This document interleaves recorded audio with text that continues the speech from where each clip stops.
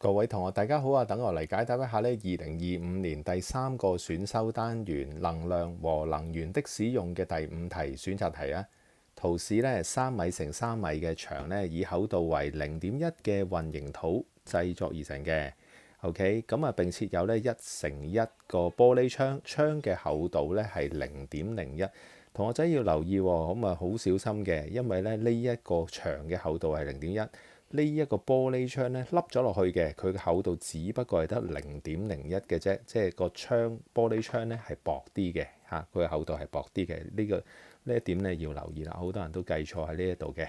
好，佢話咧而家混凝土嘅導熱率咧分別為同埋玻璃窗嘅導熱率咧分別為0.8同埋咧係1.3嘅。咁我哋知道啦，混凝土係透過傳導啦，就傳熱到由室外傳到室內嘅。咁而玻璃咧係透過輻射咧由室外傳送到去室內嘅。咁而咧叫我哋嘅咧求這牆嘅總熱傳送值 U 值係點揾嘅？OK，咁呢題咧就都比較複雜嘅。OK，由於咧因為咧我哋知道佢嘅導熱率咧其實就有條公式咧就係叫做 U 乘翻個 D， 即係乘翻佢本身嗰個嘅厚度嘅。OK，咁我哋咧，因為咧而家有兩個，我哋首先咧揾咗佢嗰個嘅牆身嘅 U 值，我哋叫佢做 UW 先啦。咁另外咧第二個咧，咁呢個就叫 KW 啦。咁啊第二個咧就係嗰個嘅玻璃嘅 K 值，咁即係咧牆身玻璃嘅 U 值咧，再乘翻佢當陣時嘅厚度嘅。好，咁呢個咧就唔太難揾嘅。咁我哋咧，由於我哋知道呢一樣嘢咧嘅時候咧，我哋將佢嗰個我哋頭先講啦，嗰個混凝土嘅導熱率係0.8 ，OK， 0.8，玻璃係1.3，即係佢個 K 值啊，分別係呢個啦，嗰個嘅牆身呢個啦，就係嗰個嘅玻璃嘅。好啦，咁你將佢乘入去嘅時候咧，我哋就揾到0.8。就等於 UW 乘翻佢個厚度，咁牆身嘅厚度係0.1，所以我哋計得做 U 值牆身嘅咧就係8。好啦，而第二個咧就係嗰個嘅玻璃啦。咁玻璃咧佢就係1.3，就係嗰個嘅 K 值嚟嘅。咁而咧 U 玻璃乘翻佢嗰個嘅厚度0.01，所以佢嗰個玻璃嘅 U 值咧就係130。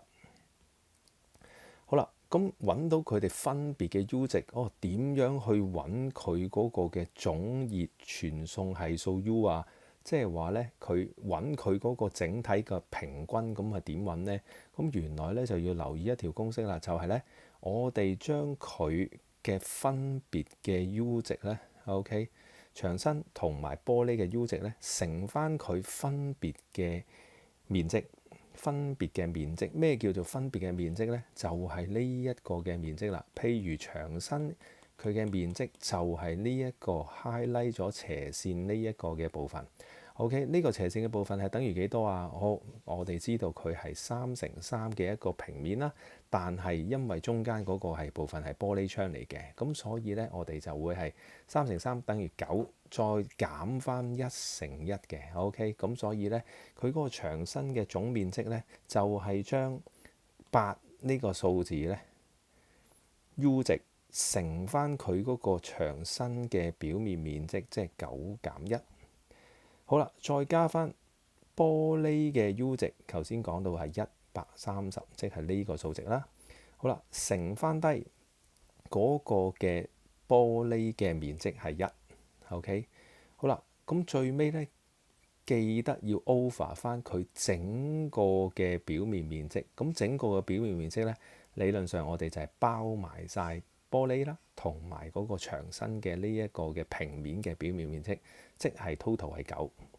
OK， 咁你就唔難咧得出嚟個答案咧，呢個就係我哋所謂嘅平均啦，又或者叫總熱傳送嘅係數 U 值啦。咁得出嚟嘅結果咧，應該就答案咧就係 B， 即係咧就應該係計到出嚟咧係21.5幾嘅。OK，頭先撳計數機嘅時候咧，你都可以撳一撳嘅，應該係21點幾嘅，所以咧答案就會係 B 啦。好啦，呢一年揀 B 嘅咧就相當之少人啦，就49%嘅啫，僅僅就唔合格嘅嚇，僅僅就唔合格嘅。咁同學仔啦要留意啦，即係點樣揾佢哋分別嘅 U 值，再將佢嗰個 U 值咧乘翻佢嘅表面積咧，就平均翻佢。OK，揾翻出嚟咧就係佢個總熱傳送係數啦。OK，好，同學仔加油啊，拜拜。